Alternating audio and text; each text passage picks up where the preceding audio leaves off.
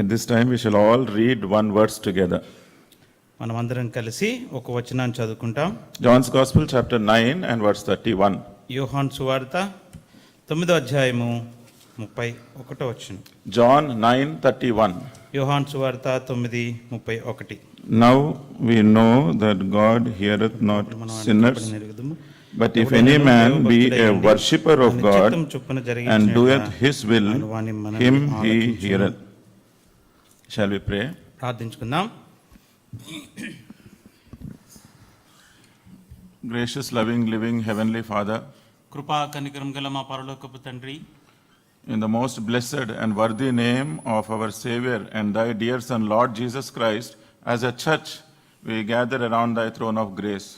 ప్రభా, మా ప్రభును మీ ప్రియ కుమారుడైన యేసుక్రీస్తు ప్రభువారి యొక్క అత్యున్నతంగా హెచ్చించబడిన నామములో సంఘముగా మీ యొక్క కృపా సింహాసనం ఎదుట మేమందరము సాగిలపడుతున్నాం. At this time, O Lord, we acknowledge thy goodness and thy faithfulness towards each one of us. ప్రభా, మాలో ప్రతి ఒక్కరి పట్ల మీ యొక్క నమ్మకత్వము, మీ యొక్క మంచితనాన్ని ప్రభా మేము ఒప్పుకుంటూ వస్తుంటున్నాం.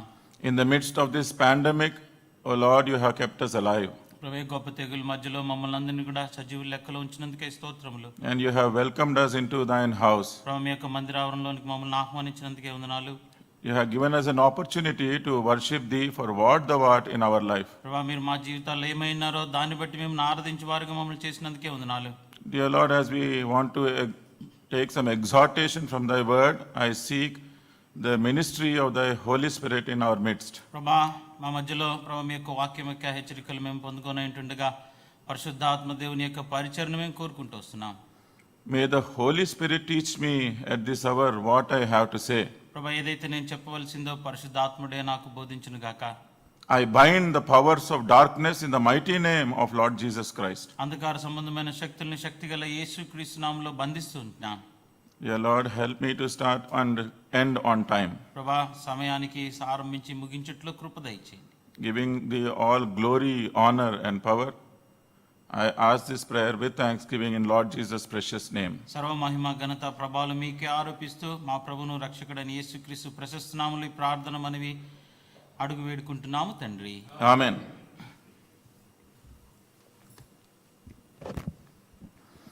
I am reading this verse again. మరొకసారి ఈ యొక్క వచనాన్ని చదువుతున్నాం. John 9:31. యోహాను సువార్త 9:31. Now we know that God heareth not sinners, but if any man be a worshipper of God and doeth his will, him he heareth. దేవుడు పాపుల మనవి ఆలకింపుడని ఎరుగుదుము. ఎవడైనను దేవభక్తుడైండి ఆయన చిత్తము చొప్పున జరిగించిన యెడల ఆయన వాని మనవి ఆలకించును. In Telugu it is Deva Bhakti, in English it is mentioned as a worshipper. ఇక్కడ తెలుగులో అయితే దేవభక్తుడు అని రాయబడింది, ఇంగ్లీష్లో చూస్తే ఆరాధికుడు అని రాయబడింది. We notice two things here. రెండు విషయాలు మనకు కనబడుతున్నాయి ఇక్కడ. One is a sinner మొట్టమొదటిది పాపి, and another one is a worshipper. రెండవవాడు ఆరాధికుడు. Sinner has no relationship with God.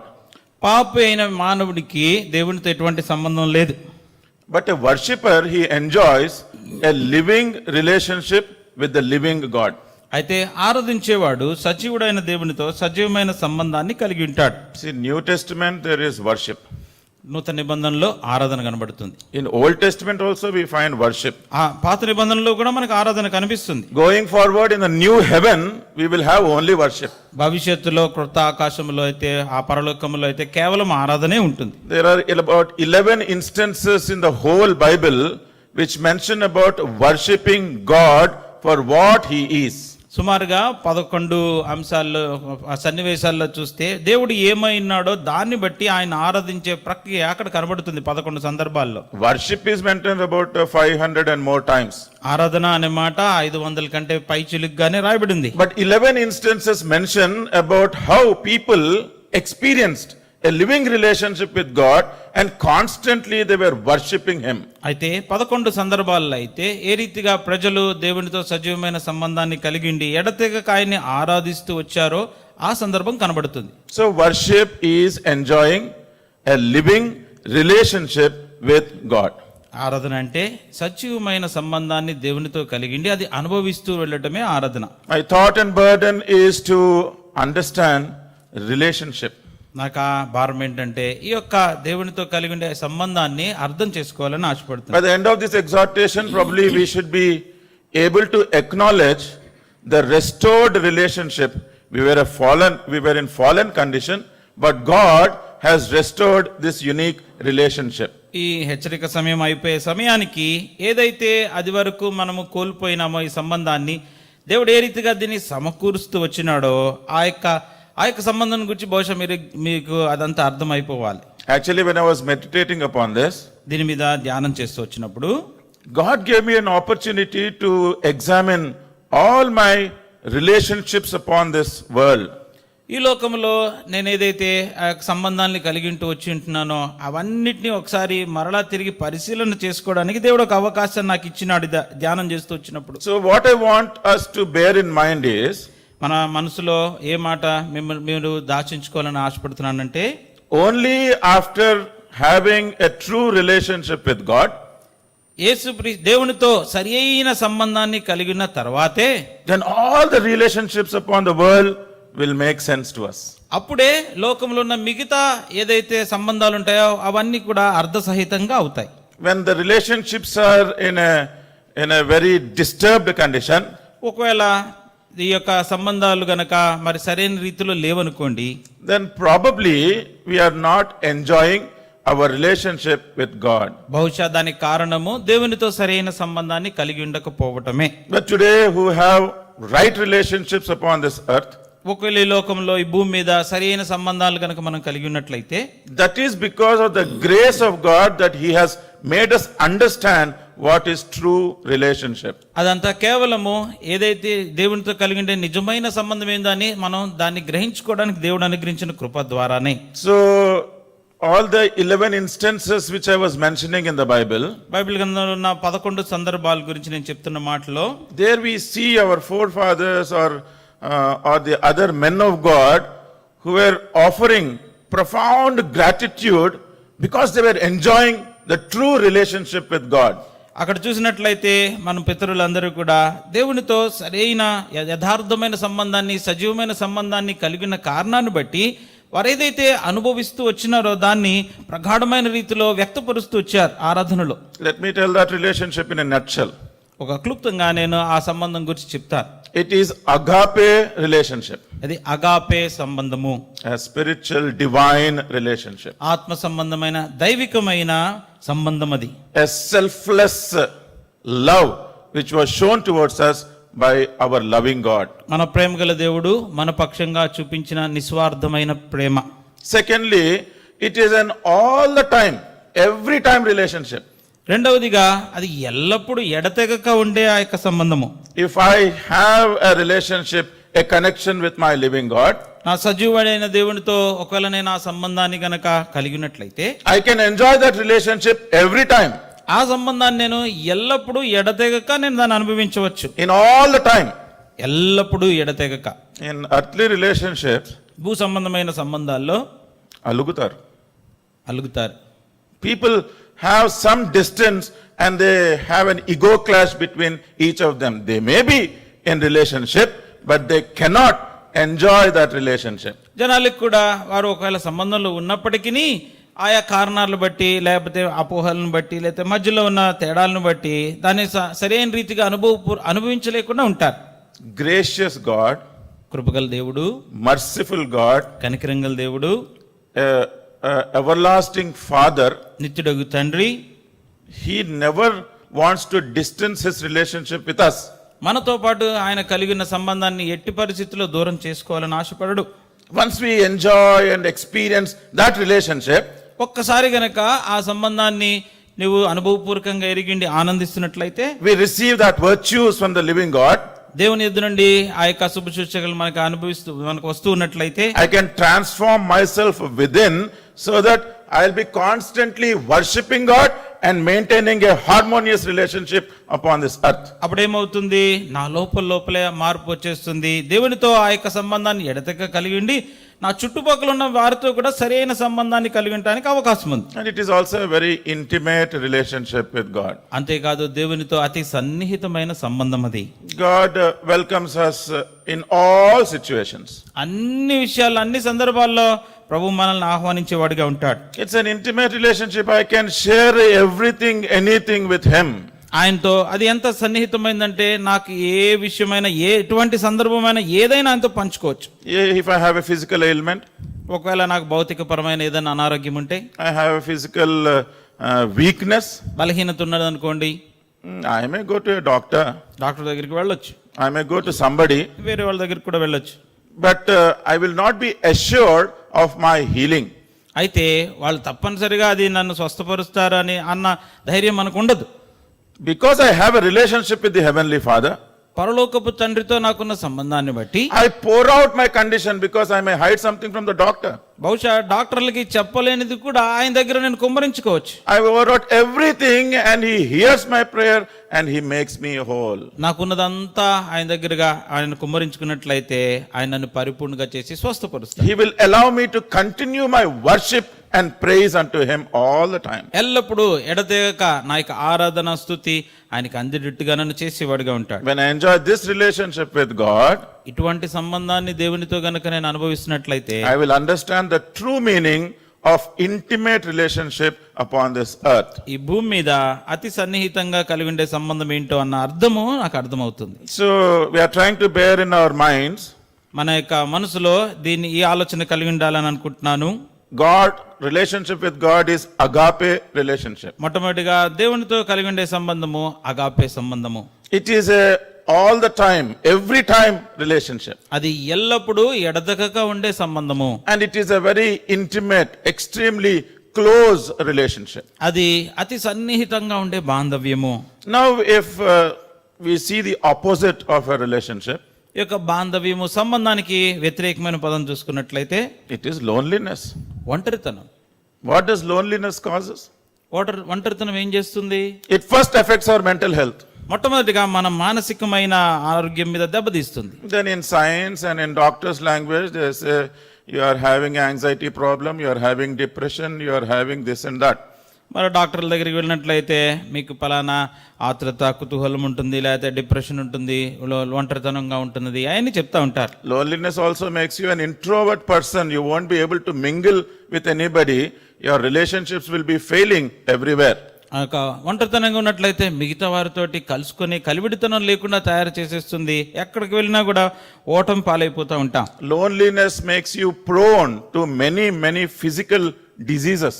అంతేకాదు ఒంటరితనంగా ఉన్నట్లయితే అనేకమైన భౌతికపరమైన అనారోగ్య పరిస్థితులకు కూడా కారణమవుతుంది. But in this context, ఈ సందర్భంలో loneliness deprives of correction in our life. ఒంటరితనంగా ఉండటం అనేది మన జీవితంలో దిద్దుబాటు లేనిదనంగా తయారు చేసేదిగా ఉంటుంది. Sometimes I may dress up in a very audacious manner.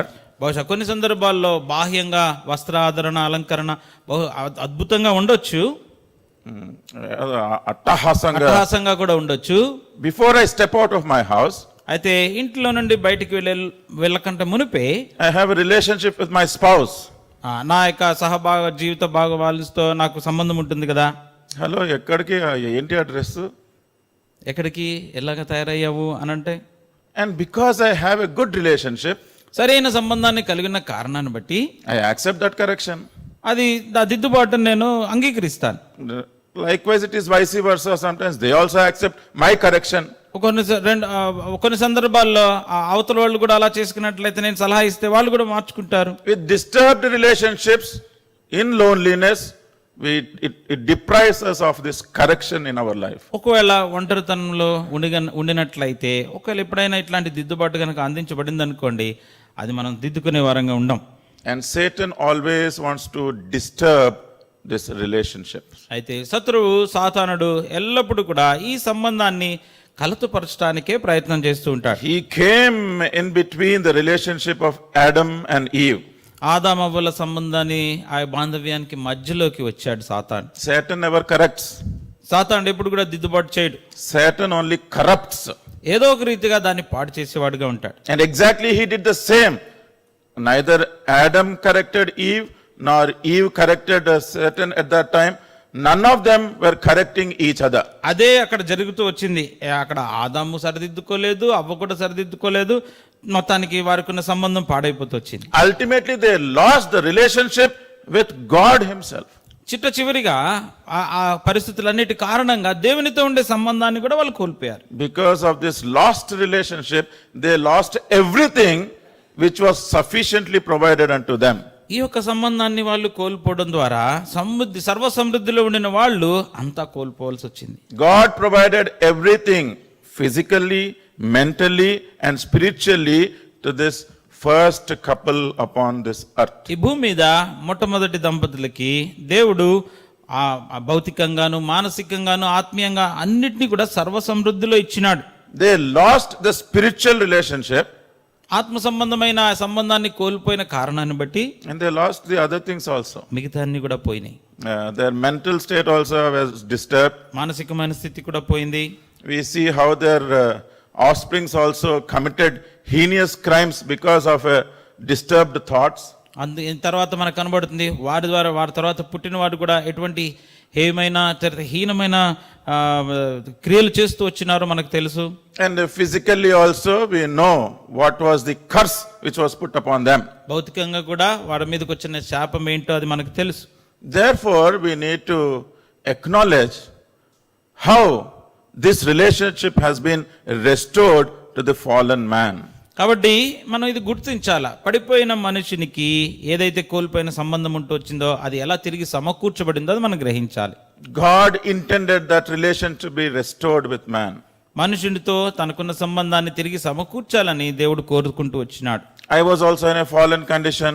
నేను కూడా పడిపోయిన పతన స్థితిలో ఉంటూ వచ్చినాను. For that matter, we were in that fallen condition. చెప్పాలంటే మనమందరం కూడా అటువంటి పడిపోయిన స్థితిలోనే ఉంటూ వచ్చాము. We were very far away from the living word of God. దేవుని యొక్క సజీవమైన వాక్యానికి బహుదూరంగా ఉంటూ వచ్చాము. We started consulting so many resources available in the world. లోకంలో ఉన్న అనేకమైన వాటి దగ్గర నుంచి మనం ఏదో ఒకటి సలహా పొందుకోవాలని ప్రయత్నం చేస్తూ వచ్చాము. And did they give any satisfaction in the worldly relationships? లోక సంబంధమైన ఈ యొక్క బాంధవ్యాల్లో ఎక్కడైనా సంతృప్తి అనేది దొరికిందా? No. లేదు. Everybody had disturbed relationships. ప్రతి వారి కూడా కలతతో కూడిన సంబంధాలే కలిగి ఉంటూ వచ్చారు. Were these relationships upon this earth successful without God? దేవుడు లేకుండా, దేవుని మినహాయించి ఈ యొక్క సంబంధాలు భూమి మీద ఎక్కడైనా కూడా సరైనగా ఉంటూ వచ్చినాయా? No, they were miserable relationships. అయితే దయనీయమైన పరిస్థితుల్లో ఉంటూ వచ్చినాయి. Without God, without a living relationship with God, did the earthly relationships last long? దేవుడు లేకుండా, దేవునితో సజీవమైన సంబంధం లేకుండా భూ సంబంధమైన ఈ యొక్క బాంధవ్యాలు నిరంతరం నిలిచుంటాయంటారా? No, it was a failure. కానే కాదు. But let us understand what price was paid to restore this relationship. అయితే ఒకటి అర్థం చేసుకోవడానికి ప్రయత్నం చేద్దాం. ఈ యొక్క పడిపోయిన పతన సంబంధాన్ని తిరిగి సమకూర్చడానికి ఎట్లాంటి వెల చెల్లించబడింది? Because only with that understanding our hearts and our mind will be able to offer the right worship unto God. ఒకవేళ అది అర్థం అవ్వగలిగినట్లయితే సరైన రీతిలో మన యొక్క గ్రహింపు స్థితిలో కానీ మన యొక్క హృదయ స్థితిలో ప్రభుని సరైన రీతిలో ఆరాధించేవారుగా మనం తయారవుతాం. We can talk about many relationships in this world. ఈ లోకంలో ఉన్న రకరకాల బాంధవ్యాలు సంబంధాల గురించి మనం మాట్లాడుకోవచ్చు. But in a given time, మనకున్న సమయం హద్దుబాటులో I am mentioning 3 types of relationships in this world. ఈ లోకంలో ఉండే 3 రకాల బాంధవ్యాలు సంబంధాల గురించి మాట్లాడతాం. Traditional relationships. ట్రెడిషనల్ రిలేషన్షిప్ అంటే కేసీఆర్ మన అన్న, కేసీఆర్ మా అన్న అన్నట్లు.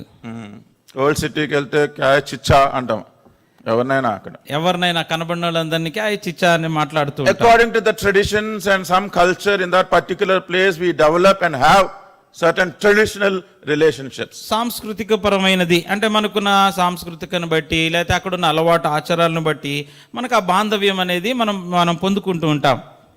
See, without these relationships, we cannot live. అంటే ఇట్లాంటి సంబంధం లేకుండా బహుశా మనం బ్రతకడం కూడా కష్టమే. Relationships is the crux of a person's living. అంటే ఒక వ్యక్తి జీవిస్తున్నాడంటే తనకి సంబంధాన్ని కలిగి ఉండవలసినదే. And there are family relationships. తర్వాత కుటుంబపరమైన సంబంధాలు ఉంటాయి. Husband, wife, father, mother, son, daughter, brother, sister. భార్య, భర్త, తల్లి, తండ్రి, తమ్ముడు, చెల్లి, లేకపోతే అలాంటి సంబంధాలు. And in the world, there are some love relationships. అంతేకాకుండా భూలోకంలో కొన్ని ప్రేమపరమైన సంబంధాలు కూడా ఉంటాయి. And in all these three relationships, ఈ మూడు సందర్భాల్లో సంబంధాల్లో Satan has predominant authority over these relationships. ఈ యొక్క ఏదైతే బాంధవ్యాలు కనబడతాయి మూడిట్లో సాతానుడికి వీటి మీద ఎంతో కొంత ప్రభావం ఉంది.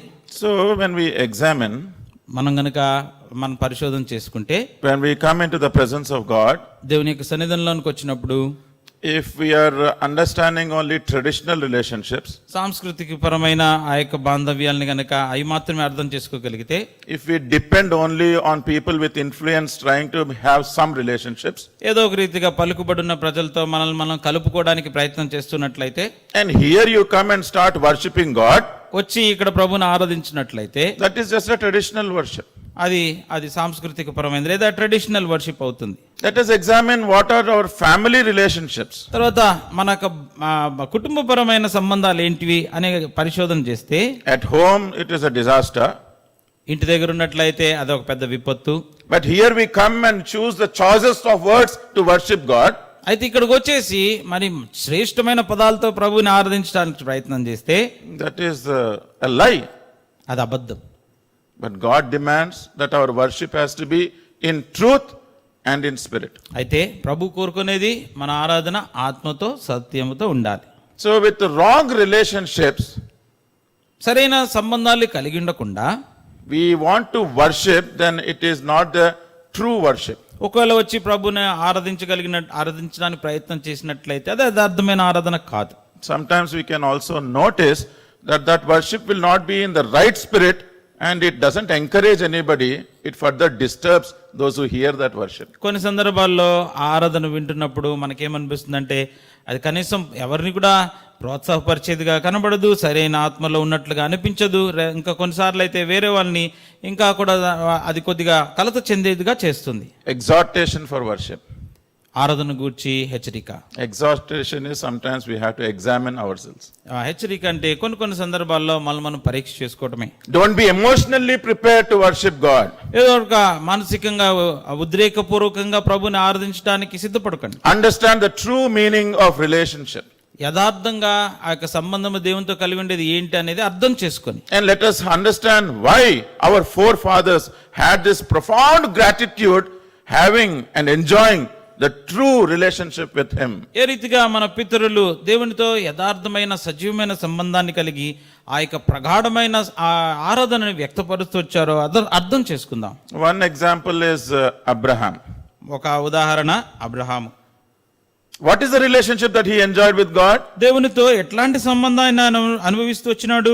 Those who know about him from the Bible, Bible గ్రంథం నుంచి ఎవరైతే ఆయన గురించి తెలుసో, it is recorded and mentioned that he is the friend of God. అక్కడ రాయబడిన మాట దేవుని స్నేహితుడిగా రాయబడ్డాడు. If we can understand that relationship of friendship, ఒకవేళ స్నేహితుడితో కలిగి ఉండే అటువంటి సంబంధాన్ని కనుక నీకు అర్థమవుతే, and our earthly friendships will be a successful relationships. భూలోకంలో మనం స్నేహంతో కలిగి ఉండే ఆ సంబంధాలు కూడా ఎంతో ఎంతో అభివృద్ధి పూర్వకంగా ఉంటాయి. He thoroughly enjoyed that relationship with God. దేవునితో ఆ సంబంధాన్ని ఎంతగానో అనుభవిస్తూ వచ్చినాడు. It has satisfied him.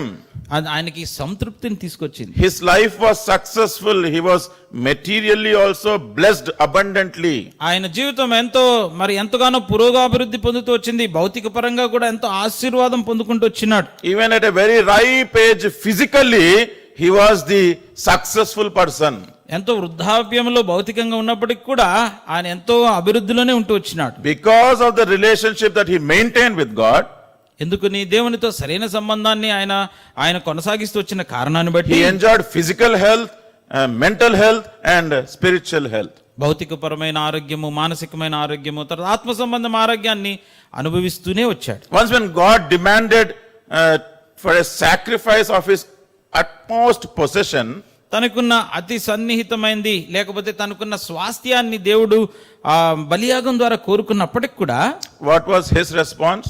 తన యొక్క బదులు ఏం చెప్తూ వచ్చినాడు? Genesis chapter 22 Adikandam 22 and verse 5. 5వ వచనం. Genesis chapter 22 and verse 5. Adikandam 22:5. And Abraham said unto his young men, Abide ye here with the ass, and I and the lad will go yonder and worship and come again to you. తన పనివారితో ఆదికాండం 22:5 తన పనివారితో మీరు గాడిదతో ఇక్కడనే ఉండుడి, నేనును ఈ చిన్నవాడును అక్కడికి వెళ్ళి దేవునికి మ్రొక్కి మరలా మీ యొద్దకు వచ్చేదమని చెప్పి. In all his situations in life, తన జీవితంలో ఉన్న ఎదుర్కొన్న పరిస్థితులన్నిటిల్లో this is a very peculiar situation, ఇది ప్రత్యేకమైన సందర్భం ఇది. but the relationship he had with God, అయితే దేవునితో తనకున్న సంబంధం ఎలాంటిదంటే he was only worshipful to God. ఏ సందర్భమైనా ఆరాధిస్తూనే వచ్చినాడు. He had this profound gratitude because he enjoyed a special hope in God. ఆయనకి ఒక ప్రగాఢమైన కృతజ్ఞత ఎల్లప్పుడూ కలిగింటూ వచ్చినాడు. ఎందుకని? దేవునిలో ఆ నిరీక్షణ ఆయన కలిగింటూ వచ్చాడు. One more example is Job. రెండో ఉదాహరణ యోబు. He is a righteous man. నీతిమంతుడు, యథార్థవంతుడు. And we know what are the situations he has faced in this world. ఈ లోకంలో ఎట్లాంటి పరిస్థితులు గుండా వెళ్తూ వచ్చినాడో మనకు తెలుసు. All close relationships were cut off. They died on a day. ఒక్క రోజులోనే తనకున్న సంబంధాలన్నీ పోగొట్టుకున్నాడు. But what was his response unto God? దానికి బదులుగా దేవుని పక్షంగా ఆయన ఏం మాట్లాడుతున్నాడు? Job chapter 1. మొదటి అధ్యాయం యోబు గ్రంథము. I am reading 20 and 21.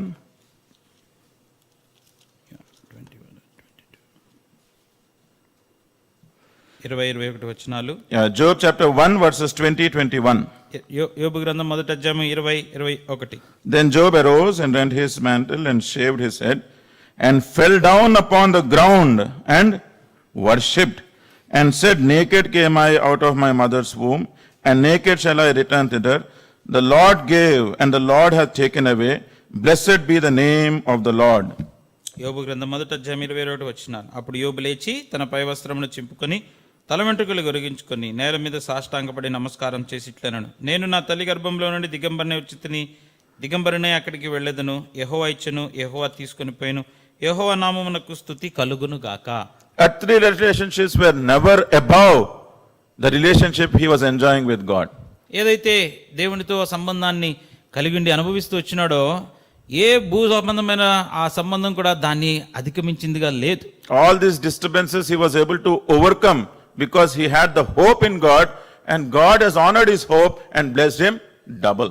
ఎందుకంటే అతనికి ఈ భూలోకంలో తనకు కలిగిన కష్టాలన్నీ కూడా దాన్ని అధిగమించుకుంటూ వచ్చినాడు. ఎందుకని? దేవునిలో కలిగిన ఆ యొక్క నిరీక్షణ ఆయన్ని రెండింతల ఆశీర్వాదం పొందటానికి అర్హునిగా చేసింది. Shall we consider our relationship with God? మరి మనకు దేవునితో కలిగిన మన సంబంధాన్ని మనం పరిగణలోకి తెచ్చుకుందామా? Are we able to worship him at all time? అన్ని సందర్భాల్లో ప్రభుని ఆరాధించగలుగుతున్నామా?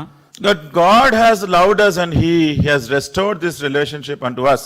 అయితే దేవుడు మనల్ని ప్రేమించి ఈ యొక్క సంబంధాన్ని తిరిగి సమకూరుస్తూ వచ్చినాడు. Many of us are very familiar with these three instances mentioned in Romans chapter 5. రోమీయులకు రాసిన పత్రిక 5వ అధ్యాయంలో రాయబడిన ఈ యొక్క సందర్భాల్లో మనం అందరం కూడా సరిపోల్చి చెప్పుకోవచ్చు. In verse 6, God loved us when we were yet without strength. మనం ఇంకను బలహీనులమై ఉండగా క్రీస్తు మనల్ని ప్రేమించినాడు. In verse 8, God loved us when we were yet sinners.